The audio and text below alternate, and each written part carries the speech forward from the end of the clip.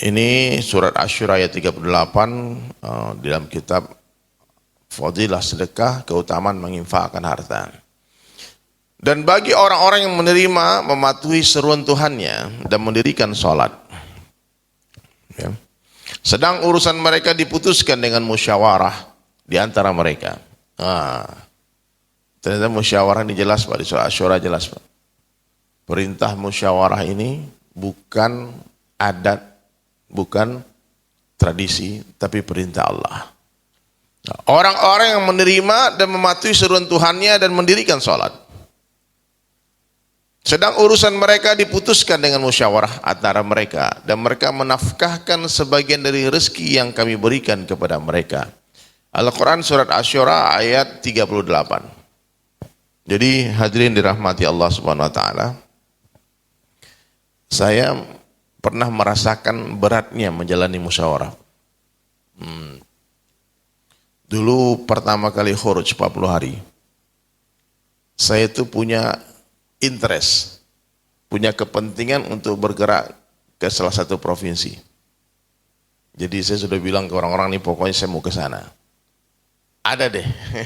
Pokoknya kalau saya ke sana tuh ada manfaatnya untuk saya. Kalau saya berangkat ke provinsi itu, ada urusan dunia saya di sana. Lalu saya datanglah ke markas Masjid Jami' Kebun Jeruk Jakarta, dan saya sampaikan niat saya untuk berangkat 40 hari. Saya bilang saya mau berangkat 40 hari, saya mau berangkat ke daerah sini. Lalu musyawarah Pak. Musyawarah ahli syura kita semua dengan saya duduk di sana. Ternyata diputuskan saya pergi ke provinsi lain Pak. Allahu Akbar. Rasa-rasa mau berontak saya waktu itu Pak. Duit-duit sendiri, waktu-waktu kita sendiri, tetapi kenapa orang yang memutuskan kita? Allahu Akbar. Maka ketika berjalan menuju provinsi itu Pak, mujahadah saya. Dan menolak jantung hati saya betul-betul, ya aduh saya mau pulang sini, saya nggak jadi berangkat nih. Makanya dakwah ini hadirin mulia, tidak boleh nafsu. Dakwah ini harus dibuat dengan musyawarah. Dakwah ini nggak boleh pengen kita Pak. Pokoknya saya mau keluar masjid ini deh. Saya mau keluar di masjid ini. Kenapa? Oh ternyata ada yang diincar di sana.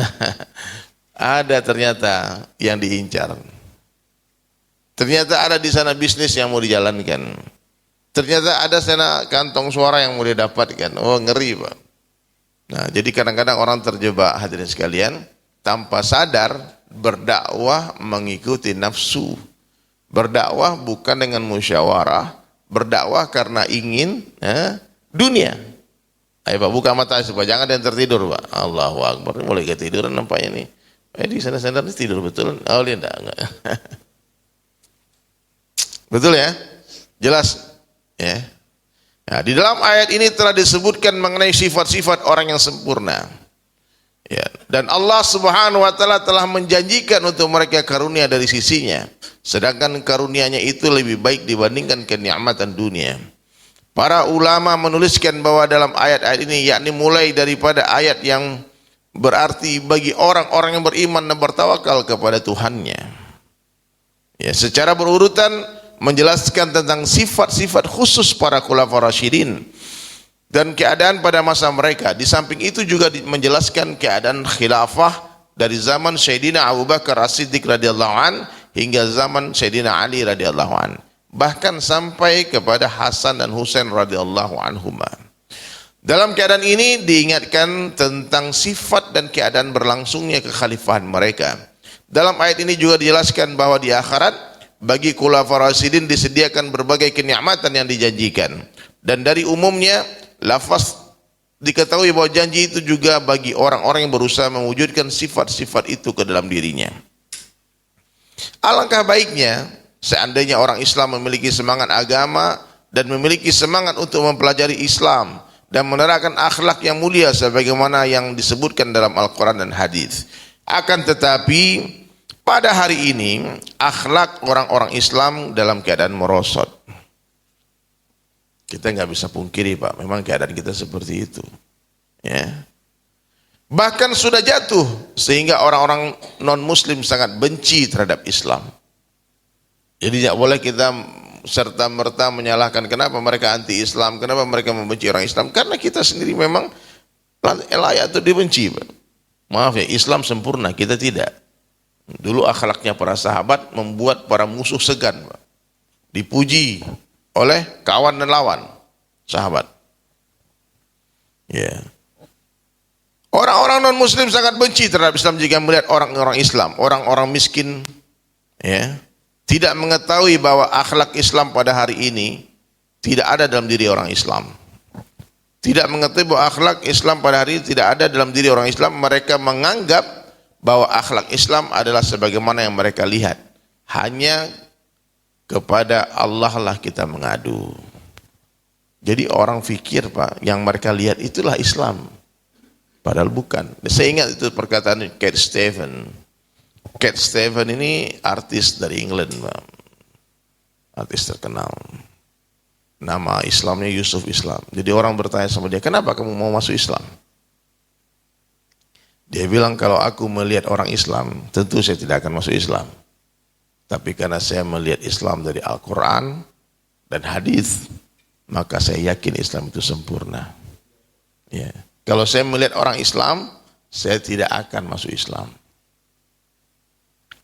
Saya berapa kali juga mengajak orang-orang masuk Islam. Jawabannya apa? Oh, enggak mau saya di Bali kan. Teman saya itu benar, Pak. Lebih bagus saya. Enggak mau saya. Kenapa enggak mau? Oh, nak Islam enggak bayar hutang. Ternyata dia bermuamalah dengan kita dan kita khianati dia. Coba lihat hari ini, Pak. Yang maling, yang korupsi, yang ini, yang itu, yang jahat, yang caci maki. Itu siapa? Orang Islam. Jadi hari ini kalau kita mendakwakan tentang indahnya Islam kepada orang kafir, itu seperti orang yang jual obat kurap, tapi dia kurapan. Iya. Hari ini orang kalau mendakwakan Islam kepada orang non-muslim, seperti orang menjual obat kurap, tapi dia kurapan. Dia jual obat asma, tapi dia asma, dia sesak nafas. Obat ini bagus deh, bagus nih obat ini katanya. Makanlah, makanlah. Pernah tuh, Pak, saya datang antarin teman saya lagi. Nah, antarin teman pergi ke dokter. Ini kisah nyata, Pak. Ngantarin teman ke dokter. Saya tunggu di mobil. Dia masuk sama bapaknya. Dia teman ke saya, ini ngantar bapaknya. Ya. Tidak sampai 5 menit dia keluar lagi. Terus dia tanya, kenapa bro? Tidak jadi katanya. Kenapa? Bapakku asma, dokternya pun asma katanya. Ya, keluarnya apa, Pak? Bapak dokternya pun asma. Nah, gimana orang mau berobat, Pak? Nah, jadi bagaimana solusinya hari ini, hadirin sekalian? Solusinya hari ini kita sembuhkan penyakit kita. Ketika penyakit kita sembuh, kurapnya hilang. Orang bertanya, pakai obat apa? Pakai obat apa? Maka otomatis orang pengen tahu, Pak. Hari ini orang Islam kalau berdakwah kepada orang kafir seperti orang yang rumahnya bocor tapi ngajak orang berteduh. Hari hujan lebat. Hari hujan lebat di luar, hujan lebat. Masuk, Pak, masuk, masuk. Masuklah kawan ini. Ternyata pas masuk bocor, basah juga di dalam. Akhirnya dia keluar lagi, Pak. Berapa banyak kita melihat kabar, mendengar kabar, hadirin mulia, membaca berita orang yang tadi yang masuk Islam kemudian murtad lagi. Kenapa? Karena rumah kita belum kita perbaiki. Jadi sebelum mengajak orang berteduh, perbaiki dulu atap rumah kita. Dipersiapkan dulu, Pak. Ya. Nah, maka semua sahabat-sahabat saya semua yang ada di Instagram, yang ada di Masjid Baitur Rahman, mari kita islah diri kita. Mari kita perbaiki iman kita. Mari kita perbaiki muamalah kita, muasyarah kita, perbaiki ibadah kita, perbaiki akhlak kita. Jadi Islam ini seperti sebuah pohon, Pak. Islam seperti apa? Sebuah pohon. Pohon itu ada akarnya, ada batangnya, ada dahannya, ada rantingnya, ada buahnya. Ya. Allahu Akbar. Pohon itu ada apa? Ada akar, ada batang, ada dahan, ada daun, ada buah. Orang kalau ingin pohon tadi buahnya manis, daunnya hijau, dahannya kuat, dahan dan rantingnya kuat, batangnya kokoh, apa yang harus diperbaiki, Pak? Yang harus diperbaiki adalah akarnya.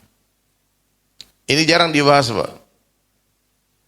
Hari ini kita bicara tentang akhlak, bicara tentang ibadah, bicara tentang muamalah, bicara tentang muasyarah. Tapi iman tadi bahas. Iman tadi perbaiki. Mustahil satu pohon yang akarnya rusak, buahnya manis. Mustahil satu pohon yang akarnya rusak, batangnya kokoh. Mustahil sebuah pohon yang akarnya rusak, dahan dan rantingnya kuat. Mustahil sebuah pohon yang akarnya rusak, daunnya bagus. Kalaupun ada pohon yang akarnya rusak, nampak bagus daunnya, pastikan itu kamuflase. Pastikan itu adalah tipuan. Ya. Pohon akarnya rusak, Pak, tapi batangnya kayaknya wah bagus sekali. Akarnya rusak, tapi nampak buahnya mengkilat. Waduh, bulatnya, merahnya luar biasa. Pastikan itu semprotan air beras, Pak. Jadi hari ini ada orang bikin, mohon maaf, sekolah kepribadian tanpa memperkenalkan Allah, Pak. Maka semua hanya tipu muslihat saja. Orang tanpa iman, hadirin sekalian, orang tanpa iman, kebaikan-kebaikan yang mereka tampakkan sepertinya memang kebaikan. Saya sudah beberapa kali memiliki pengalaman punya bisnis dengan orang tak beriman di Bali. Masya Allah, selagi orang itu dapat manfaat dari bisnis kita, senyumnya, kebaikannya, terpesona kita. Sampai saya mengatakan, oh ini malaikat ini. Malaikat bule ini. Nah, ada orang Islam seperti dia. Tapi ternyata satu hari, Pak, saya buat kesalahan. Saya tak sengaja buat kesalahan yang merugikan bisnisnya dia. Saya dicaci maki, Pak. Dicaci maki, nggak karu-karuan kalimat yang keluar di mulutnya dia. Saya shock. Ternyata yang ditampakkan selama ini hanyalah tipuan yang dia lakukan untuk menghabiskan uang kita, untuk mengambil manfaat sebanyak-banyaknya dari kita. Kadang kita bilang, ini ada, maaf, ini ada dua toko, Pak, taruhlah di Palembang, Bapak, buktikan. Kita masuk ke toko orang Islam, biasa-biasa saja pelayanannya, Pak. Senyuman tak ada, kadang terkesan angkuh, nggak ada senyuman, tawaran. Kita datang dicuek aja. Kita lihat mukanya, oh kayak orang Arab ini. Ini pasti Islam ini. Habib ini, Syekh ini. Tapi kenapa aku datang dicuekin? Kenapa aku datang nggak dianggap, nggak dipandang, tak ditegur, tak disapa? Pas kita masuk ke toko non muslim sebelahnya, mohon maaf ada toko Cina sebelahnya, non muslim. Baru kita masuk, Pak, langsung datang orang, selamat pagi Pak Haji. Terpesona langsung, beda memang. Orang kafir, orang Islam. Orang Islam tak ada akhlak. Baru kita masuk ke tokonya, dia langsung tanyakan, apa kabar? Ibu Haji, anak istri sehat? Basa-basi. Langsung ditawarkan, panas dingin. Mau minum apa? Belum kita belanja, Pak. Tapi sudah diberikan minuman, hospitality. Ya? Mohon maaf nih, ini ada kepala bank syariah ini. Jangan sampai kalah sama BCA pelayanannya. Satpamnya gitu loh, Mas. Kita harus lebih baik, Pak. Lalu mulailah muncul sebuah kepahaman dari kita. bahwasanya orang Islam tak berakhlak. Justru yang berakhlak orang non-muslim. Kata Kiai Zairon hadirin sekalian, sebetulnya yang kamu lihat itu bukanlah akhlak namanya. Yang dilakukan oleh orang-orang tak beriman, yang senyum yang baik-baik kepada kamu, apa itu sebetulnya? Yang mereka lakukan sebuah upaya untuk memindahkan uang kita dari dompet kita ke dompet dia. Itu sebuah ikhtiar mereka untuk memindahkan saldo dari rekening kita ke rekening banknya dia. Itu bukan akhlak. Akhlak memberi karena Allah, akhlak mencintai karena Allah, memberi tanpa minta, mengharap terima kasih, itu akhlak. Memberi minum ya karena Allah saja, bukan karena dia memberikan keuntungan kepada kita, kita baik sama dia, tidak. Kita baik kepada dia karena Allah. Saya muliakan kamu karena Allah. Saya beri kamu minum karena Allah. Saya senyum kepada kamu karena Allah. Mohon maaf, bukan berarti gaya orang Islam yang cuek tadi benar, Pak. Mestinya yang dilakukan non-muslim itulah yang kita lakukan. Itu akhlak kita, itu milik kita, itu yang diajarkan Nabi. Senyummu kepada saudaramu adalah sedekah. Kenapa ada tamu datang ke tokomu kau tak bagi senyum? Kalau ada tamu datang ke rumah kita, Pak, mohon maaf kalau tak dihidangkan air meskipun aqua gelas. Kemarin Haji Hendra datang ke rumah saya. Dalam keadaan berantakan rumah saya juga, belum ada kesiapan. Istri lagi tidur. Saya enggak mungkin bikin teh kopi ke belakang, dia datang sebelum salat zuhur. Kemudian setelah 5 menit ngobrol, bila pamit pulang, saya gelisah. Dia lagi ngomong, saya lari ke dalam. Saya cuma ngambil 2 gelas aqua gelas, saya beri 1 ke Faisal, 1 ke Pak Ji, minum Ji. Karena saya pernah mendengar dari guru-guru kita, apabila datang tamu ke rumahmu dan dia tak minum seteguk air di rumahmu, majlis pertemuanmu batil. Batil. Terlaknat itu majlis. Datang tamu ke BSI, nak minum dia. Bahaya, Pak. Minimal akhir aqua gelas siapkan, Pak. Siapkan. Nah ini bukan kita semua, Pak. Ya. Permen. Kemudian Om Deddy kasih permen nggak? Kasih permen. Saya cari dari kulkas ada permen si Dian. Saya bilangnya udah kasih permen nih. Ternyata enak permennya ya. Nah, nanti kita cari itu permen. Majlis pertemuan, ada tamu ke rumah kita dan dia tidak minum. Batil.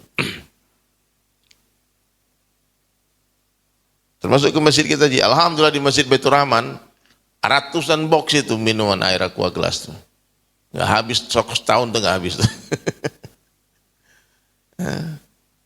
Tinggal perlu dispenser yang di luar, jangan di dalam. Dispenser di luar untuk kopi, teh, susu. Semua orang bikin sendiri. Silahkan. Nggak perlu kita ribet bikinkan setiap tamu datang. Kalau kita siapkan, kau mau minum. Bahkan di luar negeri ini Pak Amir Sahab, itu di depan masjid ada kulkas full of soft drink untuk anak-anak muda. Saya sebut mereknya. Coca-Cola ada, Fanta ada, semua ada. Makanan, minuman yang ada dilihat di Indomaret, itu ada di depan masjid. Ambilnya. Hah? Nggak apa-apa, ambillah. Kalau nak malu, bawalah ke rumahmu. Kalau nak malu, kau ambil semua. Tuh ambil tuh, angkat tuh pakai pickup tuh mobil. Iya. Saya taruh beras di depan rumah saya di Cibubur, Pak. Depan rumah, di depan rumah. Tak dikunci, tak digembok, tak ditutup. 1 ton setiap bulan.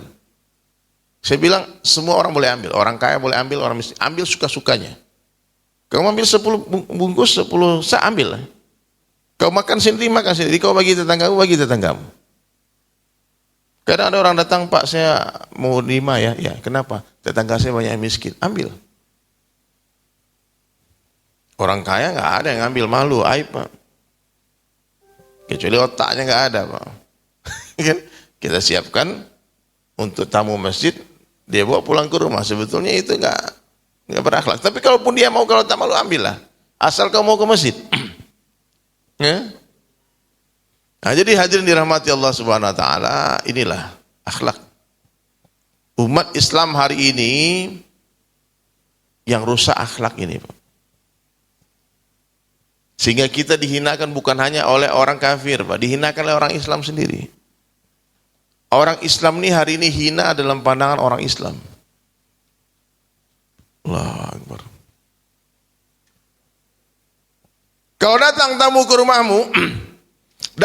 ke rumahmu, jangan kau tanyakan kopi atau teh. Mau minum apa, Bu? Mau minum apa, Bang? Kopi, susu, teh, sirup? Jangan ditanyakan. Kalau masih bertanya, berarti kita belum paham agama. Berarti kita tak paham adab. Itu tak beradab, Pak. Tak beradab. Kalau ada tamu datang ke rumahmu, hidangkan hidangan terbaikmu, keluarkan makanan terbaikmu, keluarkan minuman terbaikmu. Kalau sudah kita keluarkan, kita hidangkan, dia tak minum, kita minum sendiri. Orang minum terbaik kita. Nah, mungkin kita nggak suka. Ya. Kita buatkan dia teh, dia tak minum, kita intip, tak dia minum. Buatkan kopi, tak dia minum juga. Buatkan susu, tak diminum juga. Buatkan sirup, tak diminum juga. Kita minum sendiri. Ya? Ternyata dia puasa. Benar, Pak. Karena kadang-kadang hadirin mulia, ini orang Melayu ini, Pak, punya pakai orang Jawa juga begitu. Ado baso basi. Ya, minum apa, Pak Haji? Oh, enggak usah. Tuan rumah langsung katakan, saya pikir Pak Haji haus. Tidak dibuatkan betul-betul. Nah, saya tanya, udah makan belum? Kalau memang ada makanan, siapkan makanan. Nih ibu-ibu nih, dengar baik-baik.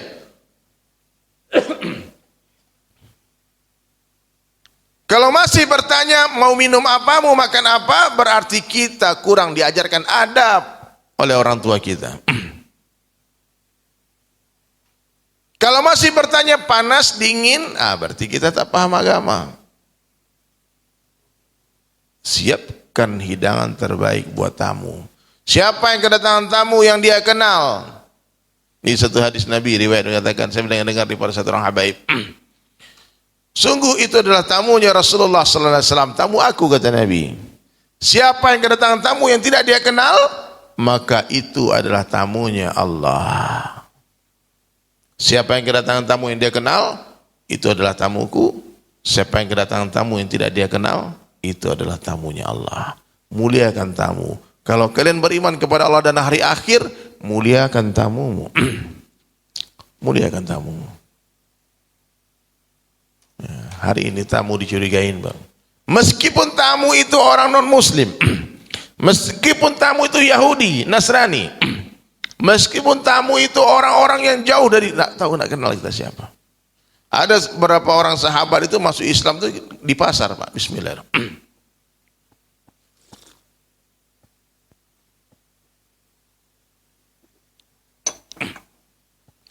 Sahabat masuk Islam di mana? Di pasar. Kok bisa?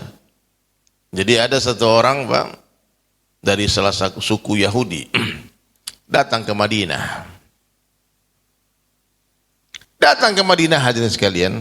Lalu dia makan di satu restorannya sahabat. Sahabat juga ada tempat makan dulu. Dia jual makanan.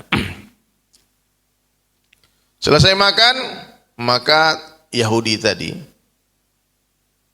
waktu itu masih Yahudi, hendak membayar makanannya. Lalu yang punya toko bilang, Anda dari mana? Oh, saya dari kabilah sana.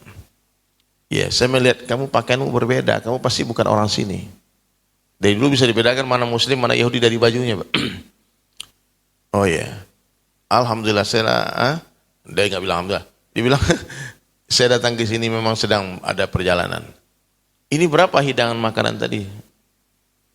Apa kata sahabat yang punya toko tadi, Pak? Kamu tamu di sini. Rasulullah SAW, Nabi kami mengajarkan untuk memuliakan tamu. Maka makanan yang kamu makan tadi semua free, gratis. Dia takjub. Hari ini mohon maaf Pak, kalau ada tamu datang nggak dikenal, dia plat mobilnya BA, orang Padang ini, yang harga 30 jadi 300.000. 10 kali lipat naiknya. Ya. Kapan lagi kan? Dia kan mungkin gak balik sini. Ya. Mohon maaf di rest area Pak, hati-hati Pak, rest area tuh kan banyak musafir yang mungkin seumur hidupnya sekali aja berhenti di sana. Banyak penjahat-penjahat di sana. Kita makan di rest area waktu itu sama siapa ya? Lupa sih. Makan di rest area, Indomie goreng, telur ceplok, terus ada yang makan ini semua. Cuma berapa orang makan? Bayar 400.000. Berapa harga Indomie? Tapi kapan lagi tuh? Kapan lagi mau dihajar ini? Orang ini.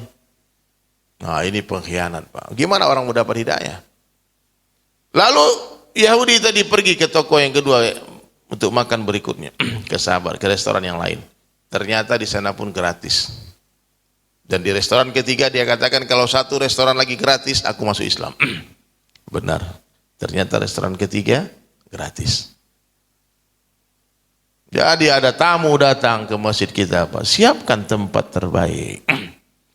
Pak Najib jalan di Jawa kan lihat masjid yang ada box khusus untuk tempat iktikafnya tamu-tamu. Di Masjid Muslim United disiapkan tenda-tenda untuk tamu. Ada mungkin puluhan tenda Pak. Di samping masjid, puluhan tenda. Di dalamnya ada sleeping beds, ada bantal untuk tamu. Ya. Kalau kalian beriman kepada Allah dan hari akhir, muliakan tamu kalian. Ini akhlak. Akhlakul azimah. Akhlaknya yang tertinggi itu akhlaknya baginda Rasulullah SAW. Apa? Akhlak Nabi itu suka membalas kejahatan dengan kebaikan. Rasulullah itu keistimewaannya Pak, paling pandai membalas kejahatan dengan kebaikan.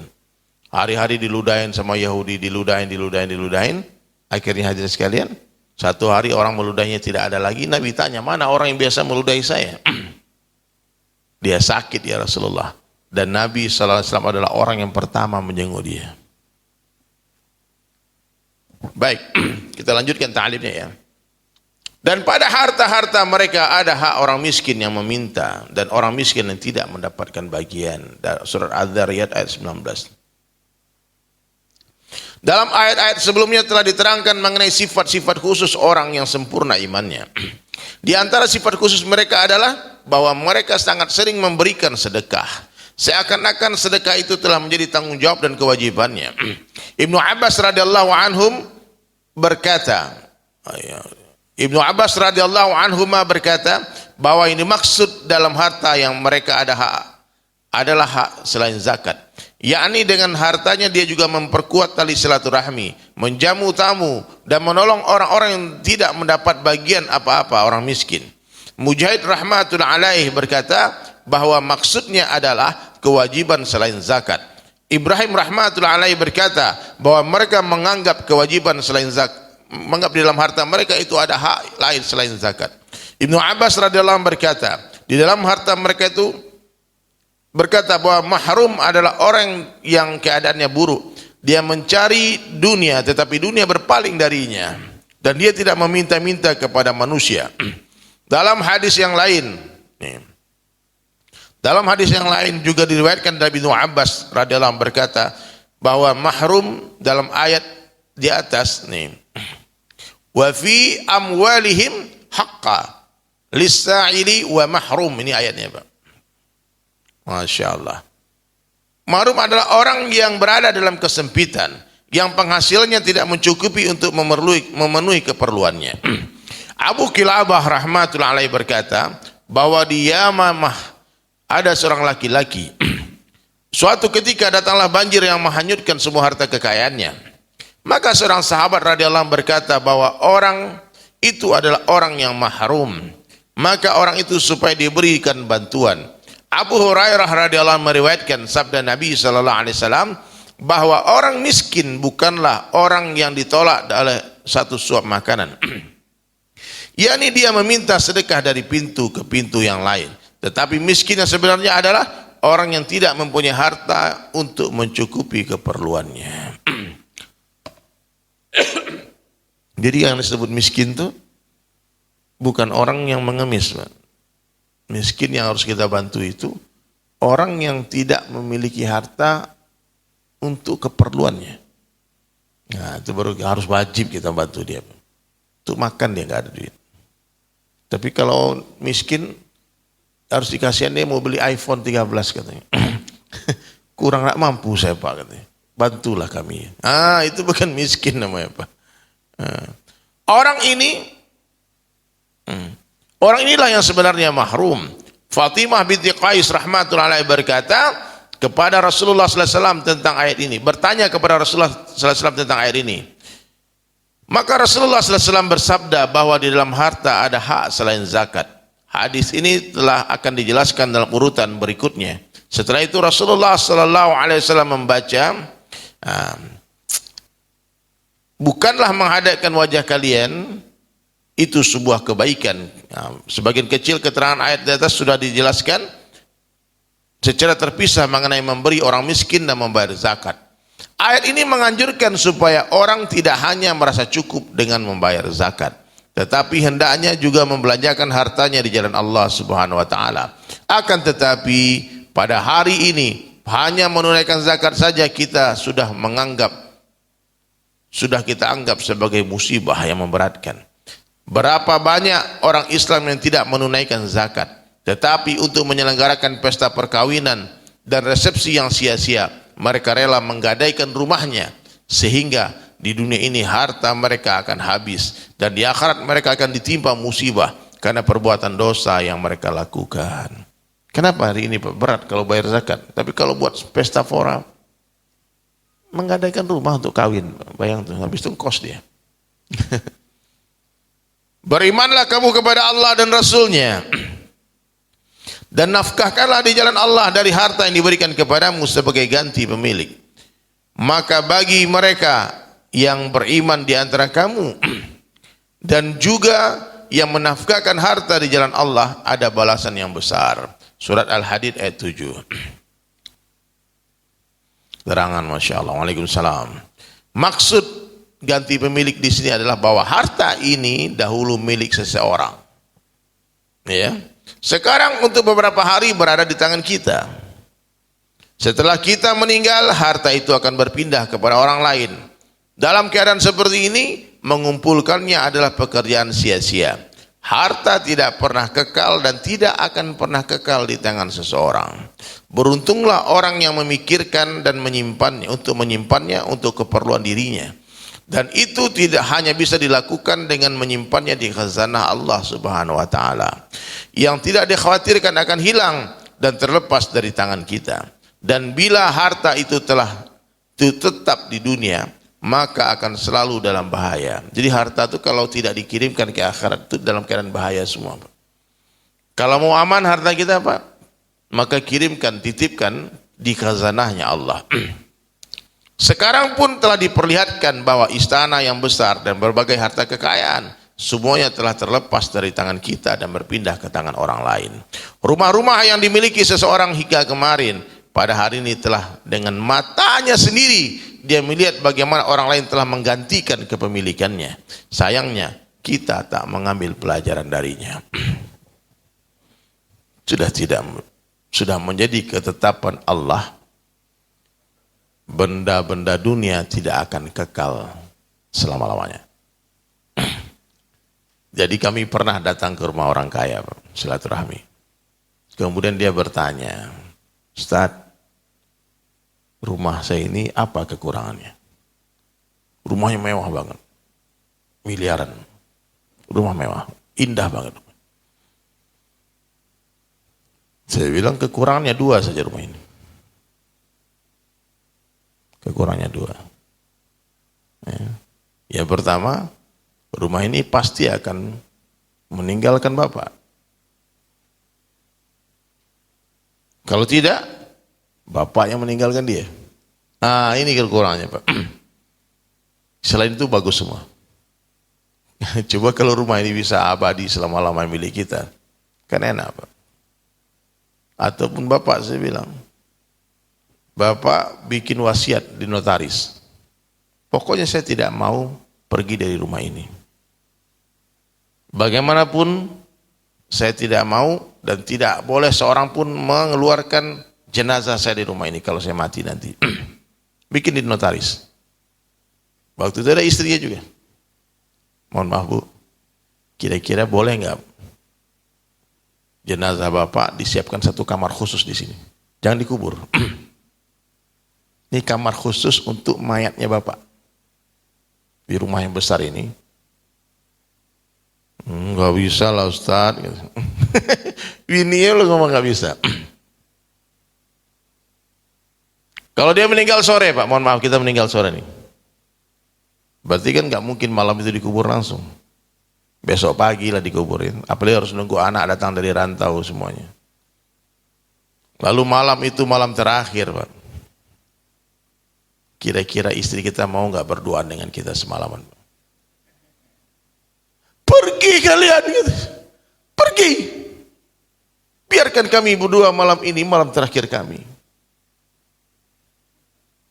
Tak mungkin dia mau memeluk mayat kita berlama-lama Pak. Pak, dia lihat sebentar Pak. Cium jidat dia, tutup. Habis itu nggak mau lihat lagi. Dan bersiap-siaplah menonton sinetron. Itu rumah sebentar lagi akan dimasuki oleh laki-laki tampan. Ya kalau istrinya tua mungkin enggak ya. Tapi kalau istrinya ditinggal masih muda Pak. Nah, suami mati. Suami tak bawa iman, tak bawa amal. Sementara suami disiksa di atas kubur, di dalam kubur, istrinya pun sudah bersenang-senang di rumah itu bersama suami barunya. Pakai baju suaminya, pakai parfum suaminya, pakai mobil yang dibeli suaminya. Pahit ini Pak. Pahit Pak. Antum yang mati-matian cari duit, beli mobil mewah, bangun rumah megah, tahu-tahu mati. Istri masih cantik. Tak mungkin dia menjanda sampai mati Pak. Panik dia menunggu waktu iddah itu habis Pak. Tidak sebentar lihat kalender, kapan habis waktu iddahku nih? Udah banyak WhatsApp masuk. Kawan-kawan lama pun sudah mulai tanya, "Hei, apa kabar? Siapa nih? Dulu yang SMA bareng-bareng. Oh, kemana aja? Hahaha.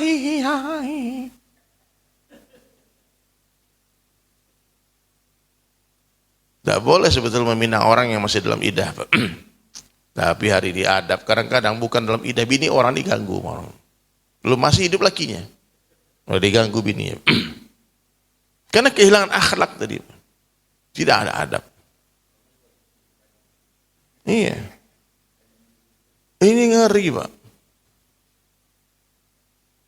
Apa yang kalian mau bangga-banggakan? Pak, harta yang kita kumpulkan akan jadi rebutan. Banyak orang yang belum kering kuburannya Pak, anaknya sudah berantem di pengadilan. Berantem anaknya di pengadilan, rebutan harta. Mohon maaf nih bapak-bapak yang tua-tua sekarang, yang orang-orang tua saya di sini. Kalau bisa sekarang dibagi-bagi harta itu. Bagi sekarang. Sehingga kita mati nanti sudah nggak ada lagi harta milik kita, semua ada milik anak. Ini punya anak di sini, ini punya kau di sana, kau punya kau di sini, ini punya kau di sini, udah, bapak tak punya apa-apa. Jadi ketika mati, sudah ada yang perlu diperebutkan. Ya, kasih istri ini hakmu. Kalau ada dua istri bagi, jangan sampai nanti berantem mereka Pak. Apalagi yang nikah diam-diam bahaya Pak. Diam-diam nikah. Nikah diam-diam maksudnya ya tidak sampai sepengetahuan istri pertama. Boleh nikah diam-diam Pak, tidak diumumkan rame-rame boleh. Tapi istri pertama harus tahu. Semua istri harus saling mengenal, tahu. Meskipun mereka nggak berjumpa. Minimal nanti ketika kita mati, tidak ada saling menzalimi, merampas haknya orang lain. Paham? Nah, jadi hadirin dirahmati Allah Subhanahu wa taala. Inilah Islam, indah Islam ini. Nah, kita tak pernah mau mengambil pelajaran dari orang yang mati. Kan besok mau ada 40 harian. Di grup WhatsApp saya punya grup WhatsApp. Di setiap ada satu grup WhatsApp, itu memang membernya orang-orang tua, Pak. Membernya mohon maaf ya, orang-orang tua. Setiap hari di grup itu ada innalillahi wa inna ilaihi raji'un, Pak. Setiap hari telah meninggal istrinya bapak ini, telah meninggal bapaknya bapak ini, telah meninggal ibunya bapak ini, telah meninggal bapak ini. Kemarin dia bikin status, besok dia mati.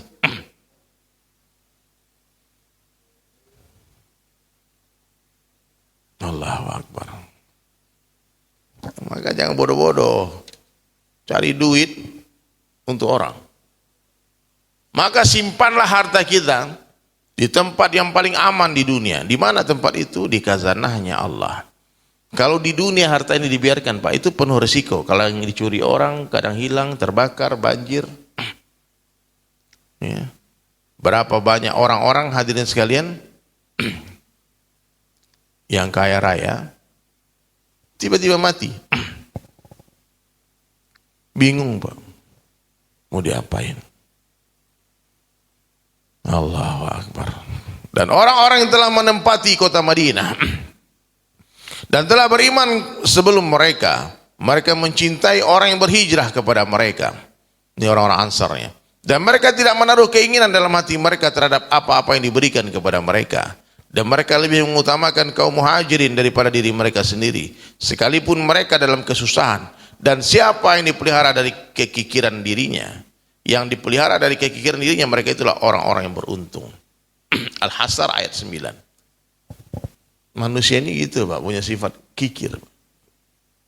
Nah, siapa yang terjaga? Dan sebetulnya kalau orang pelit itu, kenapa pelit? Karena suuzon sama Allah. Kalau aku habiskan hartaku sekarang, nanti besok Allah nggak kasih lagi, aku miskin dong. Nah, jadi bahaya, Pak. Orang-orang pelit ini memang bahaya. Tidak akan masuk surga orang bakhil. Tidak akan masuk surga orang pelit.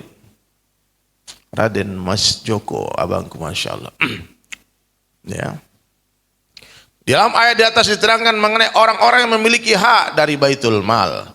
Dalam ayat ini diterangkan juga mengenai sifat mereka adalah orang-orang Ansar yang disinggung dalam ayat tersebut. Istimewa sifatnya. Antara lain adalah bahwa mereka telah memiliki iman dan kesempurnaan sifat walau mereka tinggal di rumah. Padahal memiliki kesempurnaan merupakan hal yang sulit. Karena pekerjaan-pekerjaan dunia dan perkara-perkara yang lain akan menjadi penghalang. Dan sifat istimewa kaum Ansar yang kedua adalah mereka sangat mencintai kaum muhajirin. Ya, siapa saja yang mengetahui sejarah permulaan Islam akan mengagumi keadaan para sahabat yang saling mencintai. Sebagian di antara kisah mereka telah diketengahkan dalam kitab Hayatus Sahabah, Ikhayatus Sahabah. Sebagai contoh, saya menuliskan satu kisah di sini. Dengar baik-baik kisah ini. Bahwa ketika Rasulullah SAW berhijrah ke Madinah, beliau telah mempersaudarakan kaum muhajirin dan kaum Ansar. Sehingga beliau telah mempersaudarakan secara khusus antara satu orang muhajirin dan satu orang Ansar. Dan beliau telah menjadikan setiap orang muhajirin bersaudara dengan setiap orang Ansar. Karena mereka tentu akan menghadapi berbagai macam kesusahan dan kesulitan. Sedangkan kaum Ansar sebagai penduduk asli, apabila mereka membantu dan mengurusi kaum muhajirin dengan baik, mereka akan mendapatkan kemudahan-kemudahan. Betapa baiknya penanganan yang dilakukan oleh Rasulullah SAW. Ini penting nih, Pak Najib. Kalau kita ada pejabat yang, saya pernah menyampaikan ide ini kepada paman saya di Wali Kota Solo, tentang konsep persaudaraan madani. Jadi orang miskin dipersaudarakan dengan orang kaya. Satu keluarga kaya menjadikan satu keluarga miskin sebagai saudaranya. Dipersaudarakan, Pak. Jadi satu keluarga kaya bertanggung jawab mengurus keperluan hidup satu keluarga miskin tadi, pendidikan anak-anaknya. Jadi kalau terdata ada 10.000 orang kaya, maka akan ada 10.000 keluarga miskin yang terbantu. Dipersaudarakan mereka. Kalaupun perlu masukkan ke kakaknya.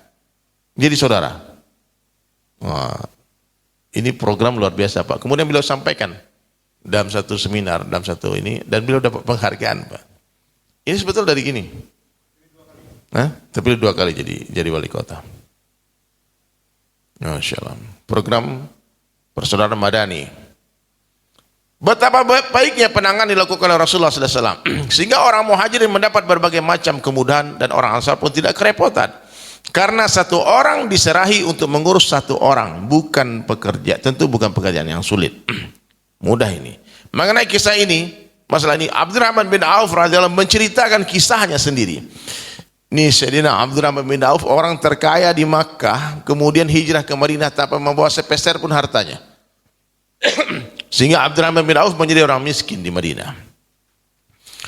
Kata Abdurrahman bin Auf, ketika kami datang di Madinah Thayyibah, Rasulullah sallallahu alaihi wasallam telah mengikat persaudaraan saya dengan Sa'ad bin Rabi radhiyallahu an. Siapa nama saudara angkat Abdurrahman bin Auf? Sa'ad bin Rabi radhiyallahu an. Sa'ad radhiyallahu an berkata kepada saya, "Wahai Abdurrahman, saya adalah orang terkaya di kalangan Ansar." Jadi orang kaya waktu itu Abdurrahman bin Auf yang miskin waktu itu di Madinah dipersaudarakan dengan orang terkaya di Madinah. Wahai Abdurrahman, saya adalah orang terkaya di kalangan Ansar, maka ambillah separuh harta saya untukmu, saudaraku. Saya juga memiliki 2 orang istri. Siapa saja di antara mereka yang kau sukai, saya akan menceraikannya. Setelah itu habis masa iddahnya, menikahlah dengannya. Wah, berat ini Pak. Bare ini Pak. Ini ada Pak, ini hadis riwayat Bukhari Pak. Kisah ini diriwayatkan dalam hadis Imam Bukhari. Sahih ini. Apa kata Sa'ad bin Rabi? Wahai Abdurrahman, aku adalah orang terkaya di Madinah. Ambillah separuh dari hartaku untukmu, saudaraku. Separuh untukmu, kita bagi 2 saja. Separuh untukmu, separuh untukku. Dan saya juga memiliki 2 orang istri. Kau pilih salah satu, mana yang kau sukai, aku akan menceraikannya. Habis masa iddahnya, kau menikahlah dengannya. Sahabat luar biasa. Ini bukan dongeng Pak, kisah nyata ini Pak. Yazid bin Asam Rahmah radhiyallahu berkata bahwa kaum Ansar berkata kepada Rasulullah SAW, bagilah tanah-tanah kami yang separuh untuk kaum muhajirin. Tetapi Rasulullah SAW tidak menerimanya, bahkan bersabda, hendaknya orang-orang ini muhajirin yang bercocok tanam dan hasilnya dibagi. Dengan demikian kalian dibantu oleh mereka dan mereka juga mendapat bantuan dari tanah kalian. Hubungan dan kasih sayang inilah yang hanya berdasarkan persaudaraan agama seperti ini pada hari ini susah untuk diterima oleh akal kita. Tidak bisa akal masuk akal. Maksudnya Allah, orang Islam pada masa lalu memiliki ciri khas lebih mementingkan orang lain dan memiliki kasih sayang. Pada hari ini telah terkena penyakit mementingkan diri sendiri dan mengikuti hawa nafsu. Meskipun orang lain mendapatkan kesusahan, yang penting dirinya memperoleh kesenangan. Dahulu semangat orang Islam adalah rela menanggung kesulitan. Yang penting orang lain mendapatkan kesenangan. Sesungguhnya sejarah umat Islam penuh dengan kisah seperti ini. Dikisahkan tentang istri seorang wali Allah yang sangat buruk akhlaknya dan setiap waktu membuat kesusahan kepada suaminya. Maka seseorang berkata kepada sang wali, ceraikan saja istrimu itu. Tetapi dia menjawab, saya tidak akan menceraikan dia. Kenapa? Saya takut kalau dia nanti menikah dengan orang lain. Karena akhlak buruknya, orang yang menikah itu akan mendapatkan kesusahan seperti saya. Biar saja yang susah. Kenapa dia tak menceraikan istri yang berakhlak buruk? Karena takut nanti kalau ada temannya yang menikahi dia. Kalau takut nanti ada kaum muslimin lain yang menikahi dia sehingga dia akan mengalami kesusahan. Saya tidak akan menceraikannya. Biar aku aja. Susah. Ini berat. Betapa halusnya perkara tersebut. Pada hari ini adakah di antara kita yang bersedia menanggung kesusahan demi kepentingan orang lain? Ada nggak, Pak? Abdurrahman bin Auf tidak mengambil harta. Abdurrahman bin Auf tidak mengambil istrinya sahabat Ansar. Apa yang beliau katakan waktu itu? Tunjukkan kepadaku mana jalan ke pasar. Lalu mulailah Abdurrahman bin Auf berdagang, berniaga hari-hari sampai jadi orang kaya lagi. Sifat ketiga sahabat Ansar yang diterangkan dalam ayat ini adalah apabila kaum muhajirin mendapatkan harta ghanimah atau harta yang lain, maka orang Ansar tidak akan merasa iri hati. Sayyidina Hasan Basri rahmatullahi alaihi berkata, maksudnya adalah bahwa orang Ansar tidak merasa bersedih hati karena kaum muhajirin pada umumnya lebih diutamakan daripada orang-orang Ansar. Ya. Jadi kalau ghanimah datang, Pak, yang banyak diberi Nabi itu orang muhajirin. Pernah satu ketika ada yang sedih. Maka Nabi katakan, apakah kalian tidak ridho aku bersama kalian? Allahu Akbar. Sifat keempat yang disebutkan di atas adalah walaupun mereka dalam keadaan kelaparan dan memerlukan, mereka lebih mengutamakan orang lain. Banyak sekali kisah seperti ini yang dikemukakan dalam sejarah kehidupan mereka. Di antaranya saya telah menuliskan beberapa kisah dalam kitab Hikayatus Sahabah pada bab tentang mengutamakan orang lain dan kasih sayang. Salah satu di antaranya adalah kisah yang masyhur yang disebutkan dalam Sa'nin Nuzul sebab turunnya ayat ini, yakni seorang sahabat radhiyallahu anhu telah datang kepada Rasulullah sallallahu alaihi wasallam untuk mengadukan kelaparan dan kesempitan yang dialaminya. Kemudian Rasulullah sallallahu alaihi wasallam mengutus seseorang ke rumah istri-istri beliau, akan tetapi tidak didapati makanan sedikit pun dari rumah mereka, dari rumah Rasulullah. Maka Rasulullah sallallahu alaihi wasallam pun bersabda kepada orang-orang yang berada di luar, adakah yang bersedia menerimanya sebagai tamu? Seorang Ansar yang di dalam sebagian riwayat disebutkan adalah Abu Talhah radhiyallahu anhu telah membawa tamu itu ke rumahnya dan berkata kepada istrinya, ini tamu Rasulullah sallallahu alaihi wasallam. Layanilah dia sebaik-baiknya dan jangan sisakan sesuatu pun di rumah. Istrinya berkata bahwa di rumah hanya ada makanan untuk anak-anak kita, tidak ada yang lain. Maka Abu Talhah radhiyallahu anhu berkata, tidurkanlah anak-anak sambil dihibur.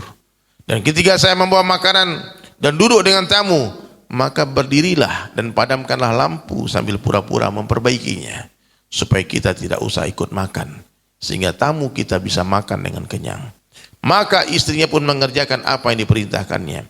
Pada pagi harinya, ketika sahabat itu datang ke majelis Rasulullah sallallahu alaihi wasallam, beliau bersabda, Allah Subhanahu wa taala sangat senang dengan perbuatanmu semalam. Abu Talhah dan istrinya maksudnya. Ayat suci ini turun berkenaan dengan peristiwa tersebut. Asbab kebaikan itu turun wahyu. Memuji kebaikan orang sahabat Nabi sallallahu alaihi wasallam. Dalam hadis kita menerangkan dalam sebuah tafsir. Setelah itu Allah Subhanahu wa taala berfirman, dan barang siapa yang diselamatkan dari ketamakan dirinya dan merekalah yang berjaya.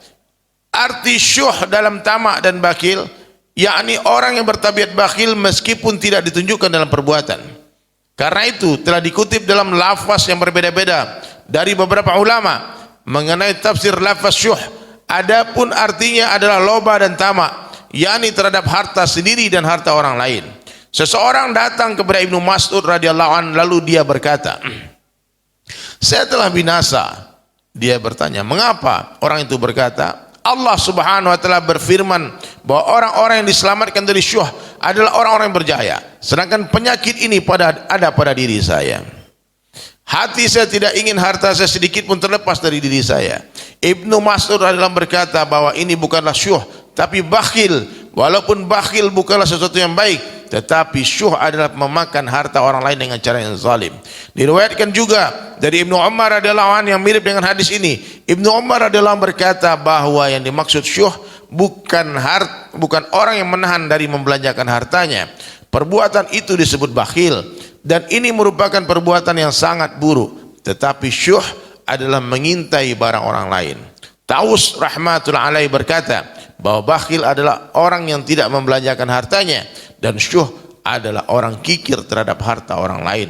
Yakni jika ada orang lain yang membelanjakan hartanya sendiri, hatinya menjadi sempit. Ada orang begitu, Pak. Orang sedekah dia yang sesak nafas. Diriwayatkan dari Ibnu Umar radhiyallahu anhu bahwa syuh tamak itu lebih keras daripada kikir. Karena orang yang bakhil hanya menahan hartanya sendiri, sedangkan orang yang tamak adalah orang yang di sampingnya menahan hartanya.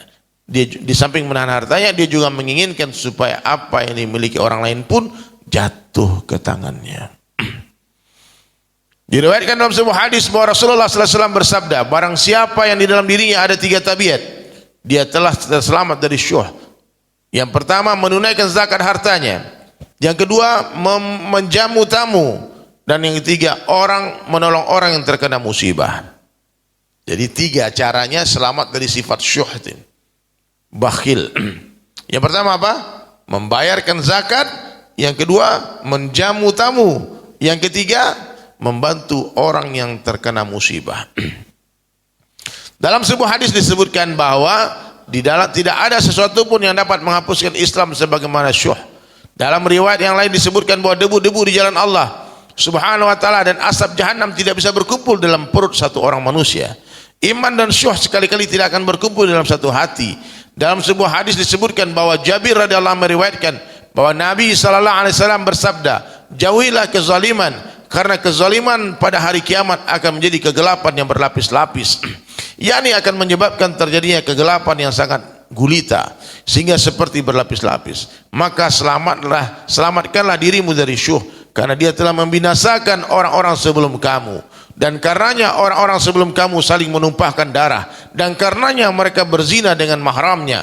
Abu Hurairah radhiyallahu anhu meriwayatkan bahwa Nabi sallallahu alaihi wasallam bersabda, selamatkanlah dirimu dari syuh dan bakhil, karena dia telah memutuskan tali silaturahmi di antara orang-orang sebelum kamu, mencampakkan mereka dalam perzinahan dengan mahramnya, dan mencampakkan mereka dalam kancah pertumpahan darah. Yakni apabila seorang berzina dengan wanita lain, dia harus memberikan sesuatu kepadanya, tapi dia berzina dengan mahramnya tidak akan mengeluarkan sesuatu, dan hajatnya pun terlaksanakan. Adapun perampokan itu sudah jelas, yakni penyebabnya adalah harta. Ini penyakit luar biasa, Pak. Anas radhiyallahu berkata bahwa ketika ada seseorang yang meninggal dunia, orang-orang berkata bahwa dia adalah ahli syurga. Rasulullah sallallahu alaihi wasallam bersabda, apa yang kalian ketahui tentang keadaannya? Tidak mustahil dia pernah berbicara sia-sia dan pernah bersikap kikir terhadap benda yang tidak bermanfaat baginya. Dalam hadis yang lain, kisah ini diceritakan demikian. Dalam peperangan Uhud, ketika seseorang telah syahid, seorang wanita mendatanginya dan berkata kepadanya, anakku, selamat untukmu, engkau telah syahid. Rasulullah SAW bersabda, apa yang kamu ketahui tentang dirinya? Mungkin dia pernah mengucapkan sesuatu yang perkataan sia-sia, atau bersikap kikir terhadap sesuatu yang dia perlukannya. Durrul Mansur, kikir terhadap sesuatu yang tidak diperlukan adalah karena sifat loba dan tamak yang berlebihan. Kalau tidak sesuatu yang remeh yang tidak menyebabkan kerugian baginya, tentu dia tidak akan bersikap bakhil dengan benda itu. Baik hadirin sekalian, ini luar biasa nih. Orang bakhil, orang kikir akan menjadi orang itu orang hina. Betul-betul. Bahkan syuh tadi, Pak. Orang sakit hatinya melihat orang bersedekah. Bukan harta dia yang habis. Kenapa Pak Haji itu ngabisin duit banyak-banyak? Kenapa? Karena dia menginginkan harta itu jatuh ke tangan dia. Na'udzubillah min dzalik. Baik sahabat sekalian dirahmati Allah Subhanahu wa taala. Siapa yang mau bertanya boleh bertanya. Siapa yang mau, ini kitab yang kita baca adalah kitab Fadilah Sedekah. Hari ini sudah ke ayat ke-28 ya. Kitab Fadail Sedekah. Ya. Kitab ini Masya Allah hadirin sekalian, ajib banget. Kalian boleh pesan di marketplace atau pergi ke markas-markas tablik di daerah kalian. Ya, siapa lagi nih yang mau bertanya, mau live bareng dengan saya, boleh silakan. Kita ngobrol ya. Bismillah.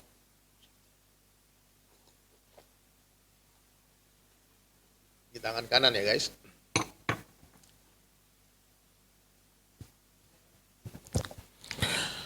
Allah, Allah, Allah, Allah, Allahu Akbar, Allahu Akbar. Teman-teman sekalian, saya tetap akan menyuarakan tentang donasi Masjid Baitur Rahman, dan hari ini kita insya Allah juga akan launching satu program, satu gerakan donasi 20.000 untuk program kembali ke masjid.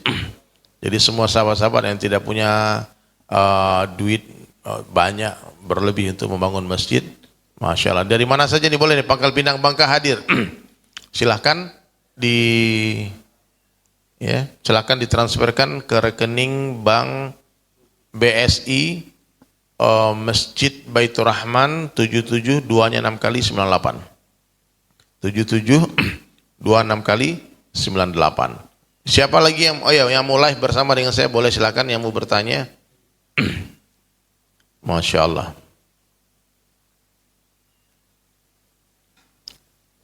Allahu Akbar, Allahu Akbar. Silakan. Ya. Bang Ustaz cerita tentang sahabat segelus paman Nabi Hamzah bin Abdul Muttalib, Fifi Yunisa. Sayyidina Hamzah ini Pak, sahabat Nabi yang katanya badannya tinggi banget, tinggi besar. Sahabat Nabi, paman Nabi SAW yang sangat dicintai Nabi. Bahkan beliau dikenal sebagai singa perang pasir, paling ditakuti. Sayyidina Hamzah ini termasuk orang yang sangat disegani di Makkah, sangat disegani. Allahu Akbar. Sampai satu hari Sayyidina Hamzah ini puncak masyhur ketika beliau syahid di perang Uhud, yang membunuh namanya Wahsi. Kemudian atas perintah istrinya Abu Sufyan, Hindun, Hindun. Dan dua-duanya hadirin mulia, yang membunuh Sayyidina Hamzah ini dapat hidayah. Dua-duanya dapat hidayah. Jadi saya takjub melihat akhlak Nabi SAW ketika Nabi mendengar kabar, ya Rasulullah, pamanmu Hamzah terbunuh, ditombak oleh Wahsi. Langsung menangis Nabi SAW hadirin mulia, dan mengangkat tangannya. Doa. Apa kata Rasulullah? Ya Allah, beri hidayah Wahsi. Bayangkan Pak. Orang yang membunuh pamannya didoakan hidayah Pak. Ini ada orang Pak bukan membunuh paman kita. Dia tidak membunuh siapa-siapa. Ya. Dia hanya melukai hati kita. Tapi kadang-kadang kita kirimkan doa laknat untuk dia. Ya, ini satu pelajaran Pak. Kemudian lanjut lagi orang cerita, ya Rasulullah, itu jantungnya pamanmu Hamzah dikunyah oleh Hindun. Saking mendendamnya, karena ayahnya Hindun mati terbunuh oleh Sayyidina Hamzah dalam perang Badar. Perang sebelum Uhud itu Pak, perang Badar.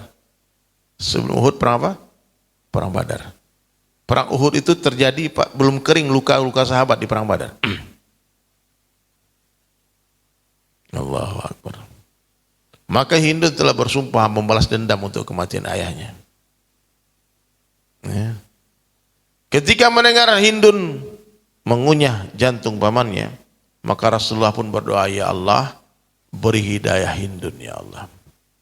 Akhirnya ketika Fathul Makkah, Wahsi dan Hindun dapat hidayah. Nabi SAW bertanya kepada Wahsi, wahai Wahsi, bagaimana caramu dulu membunuh pamanku? Maka dengan berhati dia bercerita, aku telah menombak dia dari balik batu. Saya tembus. Nabi SAW pun berkata, wahai Wahsi, mulai hari ini, tolong jangan nampakkan mukamu di wajahku. Jangan menampakkan, aku tidak mau melihat mukamu lagi. Nabi itu memaafkan Pak, tapi tak melupakan. Nabi lupa Pak.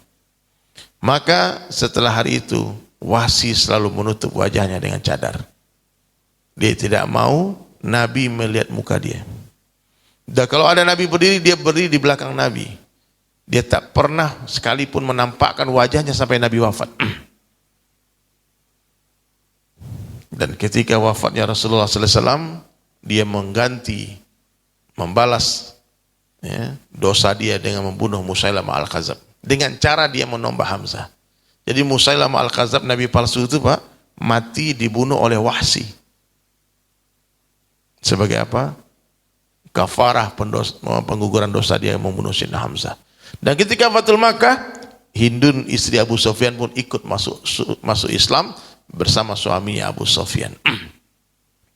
Maka kalau ada orang bertanya sama kita tentang orang-orang jahat, orang-orang kafir, Pak, saya kalau dia perempuan, saya cuma bilang semoga dia seperti Hindun. Kalau dia laki-laki, semoga dia seperti Abu Sufyan. Semoga dia seperti Wahsy. Mungkin awalnya memerangi Islam, tapi akhirnya menjadi pejuang Islam. Ya, kita tidak pernah tahu hadirin sekalian bagaimana nasib diri kita, nasib umat orang lain hadirin. Maka jangan jadi hakim di dunia. Baik, siapa lagi yang mau bertanya silakan. Dari Medan, Masya Allah. Dari mana lagi nih?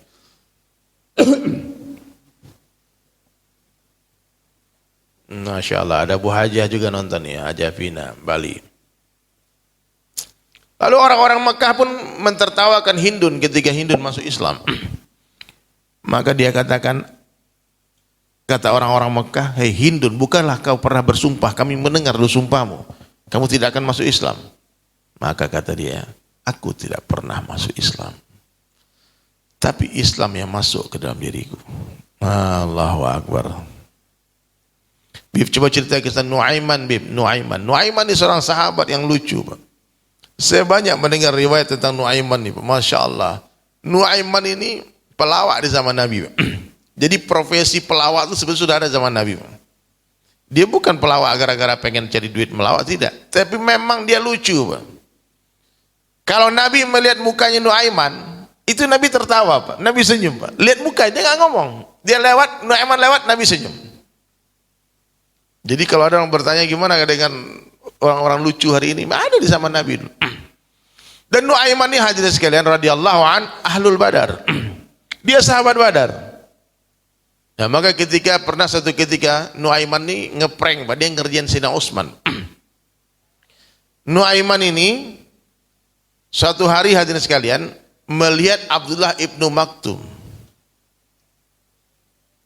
di masjid, mau ke masjid. Kemudian Nuaiman pun memegang tangannya, menuntun. Dia buta, Pak, sahabat ini buta. Lalu sampai di masjid, Ibnu Maktum radhiyallahu an hendak buang hajat, Pak, mau ke toilet. Maka Nuaiman pun hadirin mulia mengantarkan dia ke satu pojok masjid. Kemudian pas mau buang hajat, berteriak Nuaiman tadi, ngapain kencing di masjid? Astagfirullah, astagfirullah, astagfirullah, kata Abdullah bin Maktum, saya tidak tahu, kan dia buta. Memang benar-benar katanya kan, aku tahu orang yang mengantar kamu ke sini, padahal dia sendiri, Pak. Oke. Asal diantarkan ke tempat hamam, maka dipeganglah tangan Nuaiman, tangannya Abdullah bin Maktum sama Nuaiman untuk pergi mencari orang yang mengantarkan tadi. Padahal dia yang ngantarin, Pak. Nah, dia mau ngerjain Sayyidina Utsman. Maka dia datang, dia peluk, sebentar, sebab aku kasih tahu orangnya ya. Kamu nanti pukul aja dia. Sampai di masjid pakai tongkat kan Abdullah bin Maktum, ada Sayyidina Utsman bin Affan sedang baca Quran. Terus kata Nuaiman, itu orangnya tuh yang antar kamu tadi. Yang ngerjain kamu tadi itu tuh orangnya. Setelah Abdullah bin Maktum masuk, langsung dipukul, Pak. Tang! Apa-apaan kamu ngerjain saya, ngantar ke toilet tapi ke pojok masjid. Astagfirullah, siapa? Si Utsman dipukul hadirin sekalian. Siapa yang bilang katanya? Tadi Nuaiman yang bilang. Utsman pun tersenyum, aku memaafkan Nuaiman. Kenapa? Karena dia ahlul Badar. Jadi ngepranknya ngaco, Pak. Bahkan pernah Nuaiman ini hadirin sekalian, dia menjual hamba sahanya Abu Bakar radhiyallahu an. Dia lagi pergi, kata Abu Bakar, Nuaiman ikutlah sama saya, mau pergi bisnis, dagang dulu kan. Oke. Naiklah dia dalam kabilah, masuk dalam kabilahnya Abu Bakar. Lalu di satu tempat istirahatlah rombongan ini Pak, rombongan bisnisnya Sayyidina Abu Bakar ini. Terjadilah dialog antara Nuaiman dengan hamba sahayanya Abu Bakar. Kan? Kata Nuaiman, bro, bagilah makan sedikit, aku lapar. Kata hamba sahayanya, tidak. Kita tunggu dulu Abu Bakar, baru kita makan. Kau ini payah kali nih, katanya. Bagi sedikit aja. Aku lapar. Nggak, saya tak berani. Saya menjaga, saya punya amanah, menjaga makanan-makanan ini. Saya tidak akan berani memberikan kepadamu sebelum Abu Bakar datang. Yang bingung dia, panik dia kan, mikir apa yang aku lakukan biar bisa makan. Lewatlah satu kabilah orang kaya Pak. Aku ada idea. Biar dia bisa makan, dia temui itu orang kaya Pak. Dia bisik-bisik. Tak lama kemudian orang kaya tadi datang dengan beberapa orang ajudannya dia, karyawan dia. Kemudian menangkap hamba sahayanya Abu Bakar. Budaknya Abu Bakar itu ditangkap. Kemudian diseret, aku bukan budakmu, aku bukan. Dia bilang, diam, aku sudah beli kamu. Ternyata Pak, Nuaiman datang ke orang kaya tadi menjual budak tadi. Dia bilang, aku punya budak, tapi memang ini budak ini harus kujual ini katanya. Kau belilah. Dengan harga seikhlasnya aja kan. Maka dikasih duit, dapat dia duit. Kemudian nanti kalau kamu tarik dia akan bilang aku bukan budakmu, ke budakmu. Tapi angkat aja, gak apa-apa. Maka diajak Pak. Ditarik setelah dia makan. Pas lagi makan datang Abu Bakar.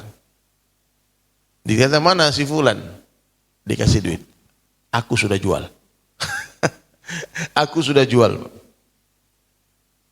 Bayangkan Pak. Tapi dia Ahlul Badar. Nuaiman lucu Pak, lucu banget. Pernah dia datang membawa makanan ke Rasulullah SAW. Setelah Nabi makan, tak lama kemudian dia datang dengan satu orang. Nabi tanya, ini siapa Nuaiman? Dia bilang, yang punya makanan itu. Aku belum bayar. Belum dibayar, suruh Nabi bayar Pak. Jadi sahabat sekalian, banyak lagi kisah-kisah tentang Nuaiman yang lucu-lucu hadirin sekalian.